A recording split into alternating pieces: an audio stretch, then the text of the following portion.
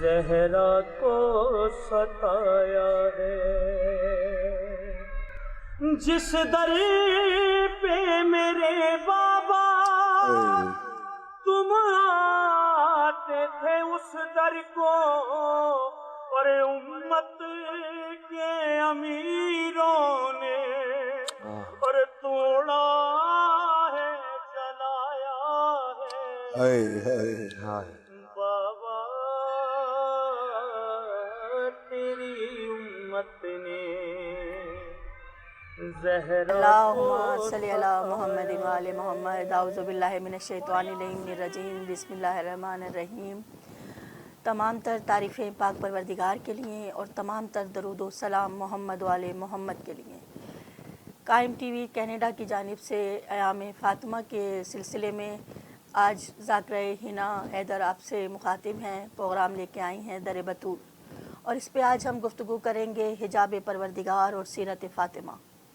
جب رسول خدا اس دنیا سے جا رہے تھے تو آپ نے مشہور زمانہ ایک حدیث کہی تھی کہ انی تارکم فیکم ثقلین، میں تم میں دو چیزیں چھوڑ کے جا رہا ہوں۔ یہ حدیث اتنی مشہور ہے کہ اسے حدیث ثقلین کہا جاتا ہے۔ رسول خدا نے کہا میں دو چیزیں چھوڑ کے جا رہا ہوں، ایک عطرت اہل بیت ہے اور ایک قرآن ہے۔ اور رسول نے باقاعدہ دو انگلیوں کا اشارہ کیا، اور رسول نے ان دو انگلیوں کا اشارہ نہیں کیا کیونکہ ان میں ایک انگلی بڑی ہے اور ایک انگلی چھوٹی، آپ نے دونوں ہاتھوں کی ان انگلیوں کو ملا کے، بالکل ملا کے اشارہ کیا کہ میں تم میں دو گراں قدر چیزیں چھوڑ کے جا رہا ہوں، ایک عطرت اہل بیت ہے اور ایک قرآن ہے۔ تم ان سے جڑے رہو گے، یہ میرے ساتھ حوض کوثر پہ پہنچیں گی۔ ہمیں ان دونوں چیزوں سے تمسک رکھنا ہے، ان دونوں چیزوں سے جڑے رہنا ہے، ایک عطرت ہے اور ایک عطرت اہل بیت ہے اور ایک قرآن ہے۔ اہل بیت کا تعارف کروانے کے لیے پروردگار نے اپنے حبیب سے کہا کہ اے حبیب اپنی بیٹی کے گھر جائیے۔ رسول آئے ہیں بیٹی کے گھر، پروردگار نے کہا اے حبیب یہ بہت بڑا گھر ہے، ایک چھوٹا گھر بنائیں۔ اور اس کے پیچھے کا جو واقعہ ہے وہ واقعہ کچھ اس طرح سے ہے کہ نجران کے عیسائی آئے تھے، نجران کے عیسائی آئے تھے اور وہ تین چیزوں پہ گمان کر کے آئے تھے، اور یہ سوچ کے آئے تھے کہ مسلمانوں کا نبی کچھ بھی کہتا رہے، مسلمانوں کے نبی کی ہر بات کا ہم لوگ انکار کر دیں گے، وہ کچھ بھی کہیں ہم نے ان کی کوئی بات نہیں ماننی۔ انہیں اپنی تین چیزوں پہ بہت گمان تھا۔ پہلی چیز جس پہ انہیں گمان تھا یا غرور تھا وہ تھی جناب مریم کی ذات، کیونکہ ان کا ماننا یہ تھا، اور قرآن میں بھی سورہ مریم میں ہے کہ مریم جیسی پاک باز بی بی ہمارے پاس ہے، مریم جیسی بطول بی بی ہمارے پاس ہے۔ دوسرا ان کا گمان تھا جناب عیسیٰ۔ عیسیٰ کو اگر آج بھی آپ کسی عیسائی سے ملیں پوچھیں کون عیسیٰ تو وہ کہے گا اللہ کا بیٹا، آج بھی وہ جناب عیسیٰ کو اللہ کا بیٹا مانتے ہیں۔ وہ گمان کر کے آئے تھے کہ ہمارے پاس عیسیٰ جیسا نبی ہے جو آغوش مادر میں جس نے کلام کیا، جس نے کہا کہ میں دین لے کر آیا ہوں، کتاب لے کر آیا ہوں، آغوش مادر میں یہ اعلان کر رہا ہے۔ تیسرا جس پہ انہیں گمان تھا وہ تھے جناب جبرائیل۔ جناب جبرائیل کا تذکرہ انجیل میں بھی ہے اور قرآن میں بھی ہے۔ انجیل میں جناب جبرائیل کو روح القدس کہا گیا ہے، جبکہ قرآن میں روح الامین کہا گیا ہے، اور یہ قرآن میں بھی درج ہے سورہ مریم میں کہ جبرائیل جناب مریم کے پاس آئے۔ تو وہ تین چیزوں پہ گمان کر کے آئے تھے، ایک جناب مریم، ایک جناب عیسیٰ اور ایک جبرائیل جیسے فرشتے پہ، اور یہ سوچ کے آئے تھے کہ مسلمانوں کا نبی کچھ بھی کہتا رہے ہم نے انکار کر دینا ہے۔ اور جب رسول خدا کے پاس آئے ہیں، سامنے رسول خدا تشریف فرما ہے، ساتھ میں مولائے کائنات علی بن ابی طالب موجود ہیں، امام حسن بھی موجود ہیں، امام حسین علیہ السلام بھی موجود ہیں، آ کے بیٹھے ہیں عیسائی، اور یہ تین پادری تھے مین جو آئے تھے نجران سے، ان میں ایک ثاقب تھے، ایک ثابت تھے اور ایک کعب بن احمد تھے۔ یہ تین عیسائی پادری یہ سوچ کے آئے تھے کہ مسلمانوں کا نبی کچھ بھی کہے ہم نے انکار کر دینا ہے۔ انہوں نے کہا کہ ہمارے پاس عیسیٰ جیسا نبی ہے۔ رسول نے کہا کیا عیسیٰ میں ایسی کیا چیز ہے؟ کہا وہ اس کا باپ نہیں ہے اس لیے وہ اللہ کا بیٹا ہے۔ فوراً قرآن کی آیت آ گئی کہ اگر باپ نہ ہونے سے اللہ کا بیٹا مانتے ہیں تو حضرت آدم کی تو نہ ماں ہے نہ باپ ہے، پھر حضرت آدم زیادہ حقدار ہے اللہ کی اولاد کہلانے کے۔ کہا ہم اس آیت کو نہیں مانتے۔ رسول نے تقریباً 40 آیتیں پڑھی، انہوں نے انکار کر دیا، عیسائیوں نے کہا ہم ان آیتوں کو نہیں مانتے۔ رسول رسالت سامنے ہے، مولائے کائنات ساتھ ہیں، امامت سامنے ہے، نہ انہیں رسالت سمجھ میں آ رہی ہے نہ امامت سمجھ میں آ رہی ہے، نہ قرآن سمجھ میں آ رہا ہے، بس اس ذوالجلال کو جلال آ گیا۔ اس نے کہا ہے حبیب انہیں نہ قرآن سمجھ میں آ رہا ہے، نہ انہیں رسالت سمجھ میں آ رہی ہے، نہ انہیں امامت سمجھ میں آ رہی ہے۔ بس کل ندو، ان سے کہو کہ یہ لے کے آئیں ابنانا و ابناکم و نسانا و نساکم و انفسنا و انفساکم۔ یہ قرآن کی آیت ہے، سورہ آل عمران کی آیت کا نشان ہے 61۔ اسے آیہ مباہلہ کہا جاتا ہے، یعنی مباہلے کی دعوت دیں انہیں رسول۔ اگر انہیں یہ سمجھ میں نہیں آ رہا تو انہیں مباہلے کے لیے بلائیں، ان سے کہیں کہ یہ اپنے بچوں کو لائیں، ہم اپنے بچوں کو لائیں گے، یہ اپنی عورتوں کو لائیں، ہم اپنی عورتوں کو لائیں گے، یہ اپنے نفس کو لائیں، ہم اپنے نفسوں کو لائیں گے۔ اچھا، یہاں نفس کا جو ترجمہ اہل علم نے کیا وہ نفس ہی کیا، جبکہ نفس کا ترجمہ ہے کہ یہ اپنے جیسوں کو لائیں، ہم اپنے جیسوں کو لائیں گے، جو کردار میں ہم جیسے ہوں گے، جو گفتار میں ہم جیسے ہوں گے، جو چلنے میں ہم جیسے ہوں گے، جو بولنے میں ہم جیسے ہوں گے، جو سو جائیں تو رسول جیسا ہو۔ سبحان اللہ، یہ ہے مباہلے کی آیت کہ یہ اپنی عورتوں کو لائیں، یہ اپنے بچوں کو لائیں، یہ اپنے جیسوں کو لائیں، ہم اپنے جیسوں کو۔ اب آگے کی جو روایت ہے وہ جابر ابن عبداللہ سے ہے۔ یہ رسول کے بہت مشہور صحابی ہیں اور انہوں نے 5 اماموں کا زمانہ دیکھا ہے، رسول کی زندگی دیکھی ہے انہوں نے، اور انہوں نے روایت کی ہے کہ مجھ سے خود جناب سیدہ سلام اللہ علیہ نے یہ روایت کی ہے، جسے حدیث قصہ کہا جاتا ہے۔ ہمارے شیعوں کے گھروں میں ہر جمعرات کو پڑھی جانے والی حدیث ہے یہ۔ جابر ابن عبداللہ کہتے ہیں کہ رسول بیٹی کے گھر آئے، کیونکہ آیت کہہ رہی ہے کہ یہ اپنی عورتوں کو لائے، یہ اپنے بیٹوں کو لائے، یہ اپنے جیسوں کو لائے، اور پھر جو جھوٹا ہوگا اس پہ خدا کی لعنت ہے۔ مباہلہ کہہ رہا ہے جو جھوٹا ہے اس پہ خدا کی لعنت ہے، اور قرآن کا کہنا یہ ہے کہ اے حبیب جہاں تو ہوگا وہاں عذاب نہیں آ سکتا۔ مباہلہ کہہ رہا ہے جھوٹے پہ عذاب آئے گا، اور قرآن کہہ رہا ہے جہاں حبیب تو ہوگا وہاں عذاب نہیں آ سکتا۔ اب اگر مباہلہ ہوتا تو یقین کیجئے قرآن کی ایک آیت جھوٹی ثابت ہو جاتی، چاہے عذاب کسی پہ بھی آتا، لیکن قرآن کی ایک آیت، کیونکہ قرآن کہہ رہا ہے اے حبیب جہاں تو ہوگا وہاں عذاب نہیں آ سکتا، اور مباہلہ کہہ رہا ہے کہ عذاب آئے گا۔ جب کسی کتاب کی ایک لائن، ایک آیت جھوٹی تو نعوذ باللہ وہ پوری کتاب جھوٹی، اگر وہ کتاب جھوٹی تو نعوذ باللہ صاحب کتاب کے اوپر بات آتی ہے۔ مباہلے میں داؤ پہ لگی ہوئی تھی اللہ کی توحید، مباہلے میں داؤ پہ لگی ہوئی تھی رسول کی رسالت، اس لیے رسول آئے ہیں بیٹی کے گھر، کیونکہ مباہلہ کہہ رہا ہے بیٹوں کو لانا ہے، عورتوں کو لانا ہے، اپنے جیسوں کو لانا ہے۔ رسول کے ہاں بیویاں تو بہت ہیں، لیکن وہ عورتیں نہیں ہیں جنہیں مباہلے میں لے جا سکے، وہ بیٹے نہیں ہیں جنہیں مباہلے میں لے جا سکے، اس لیے آئے ہیں بیٹی کے گھر۔ اللہ نے کہا بیٹی کے گھر جائیے، بیٹی کے گھر آئے ہیں۔ اللہ نے کہا یہ بہت بڑا بیت ہے، بیٹی کا گھر بہت بڑا ہے، ایک چھوٹا گھر بنائیے۔ بس رسول نے بیٹی سے چادر طلب کی ہے، فاطمہ میرے بدن میں ضعف ہے۔ یہاں یہ تصور کرنا کہ رسول خدا کے بدن میں کوئی ضعف تھا، کیونکہ یہ نور سے بنے ہیں، یہ نور کی خلقت ہے، ان کے بدن میں ضعف نہیں تھا، رسالت کو ضعف تھا، رسالت کو رشتے چاہیے تھے جو رسول کے پاس نہیں تھے، اسی لیے بیٹی کے پاس آئے، اسی لیے بیٹی سے چادر طلب کی۔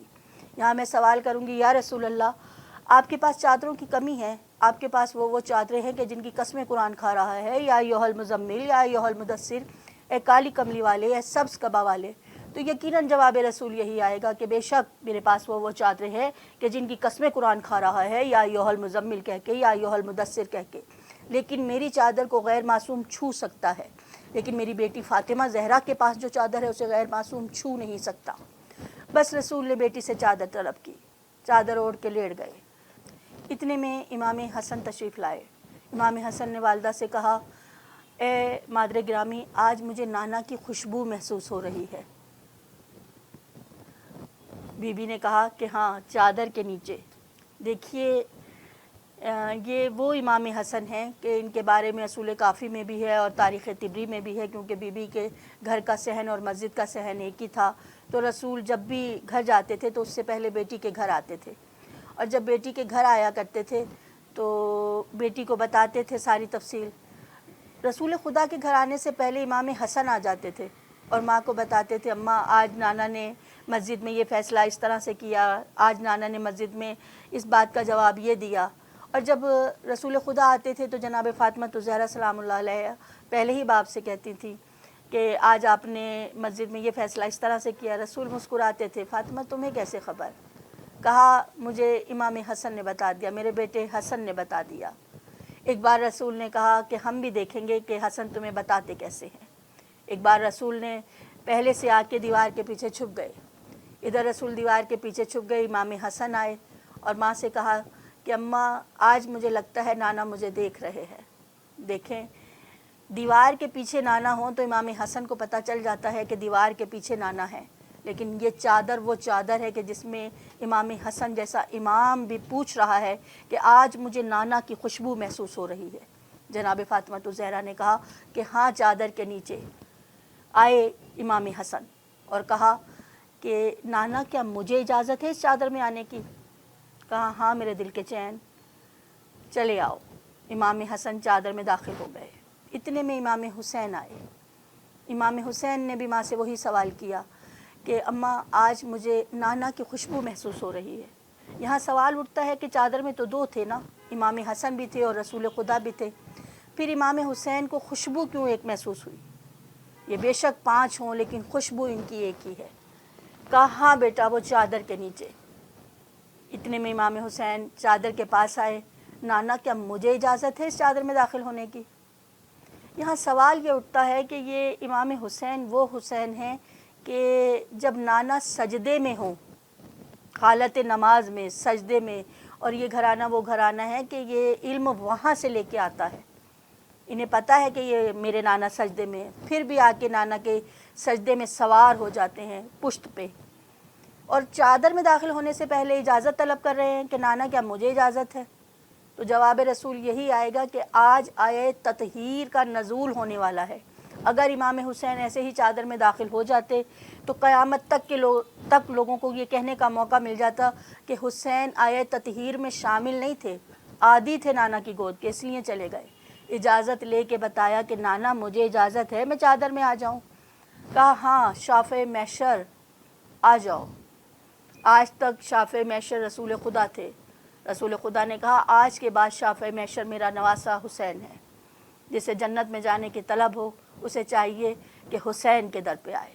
اتنے میں مولا کائنات آئے۔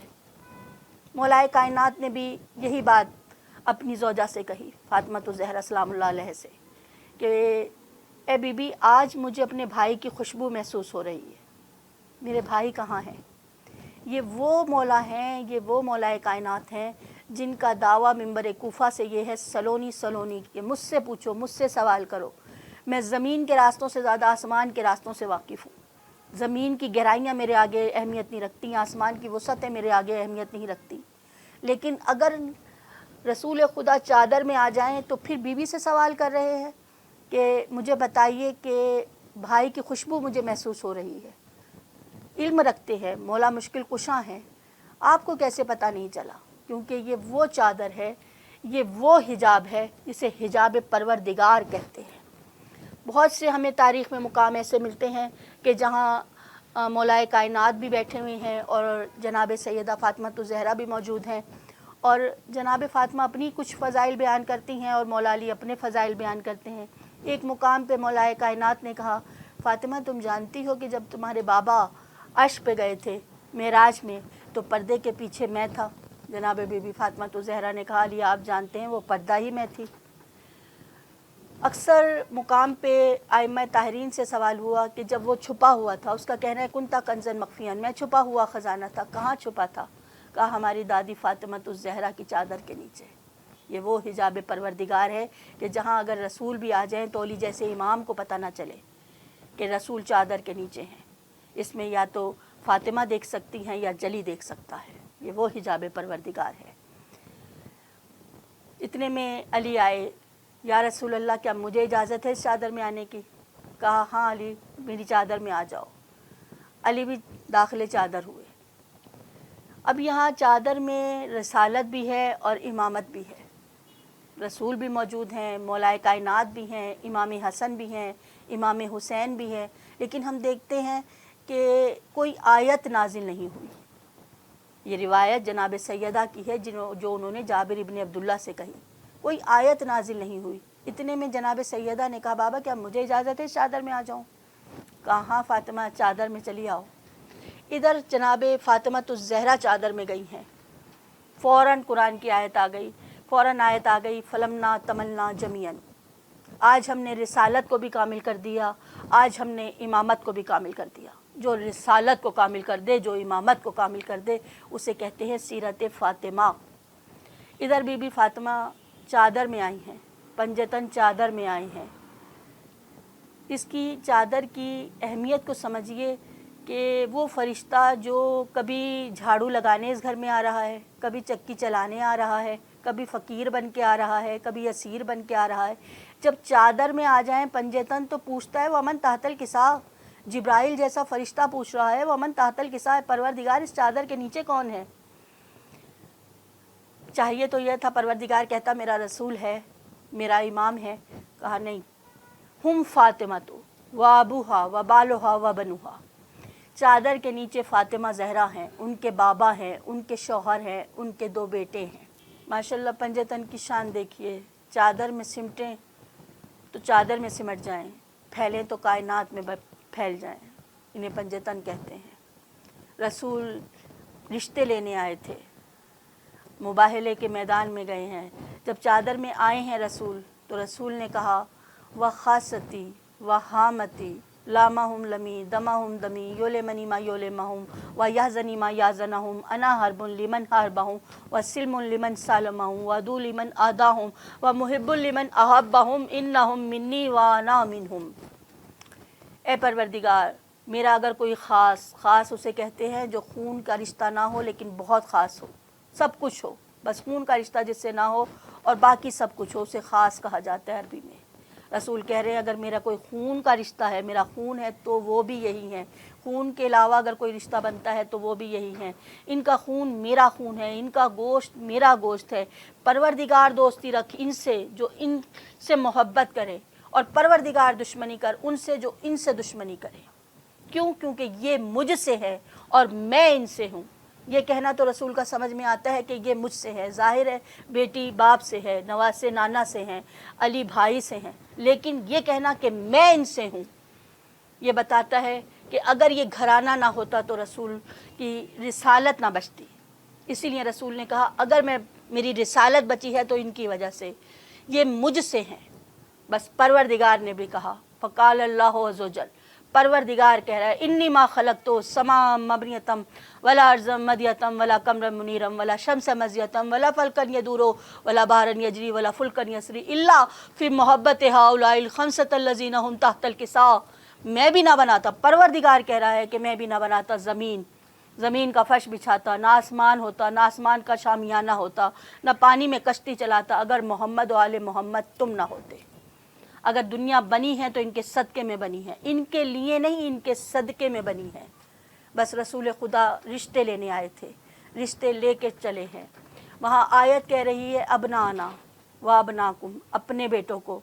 वो ईसाई जो आए थे जनाब ईसा पे इतरा के, ये फ़ख्र ईसा को लेके चले, ये इमाम हसन और हुसैन को लेके चले।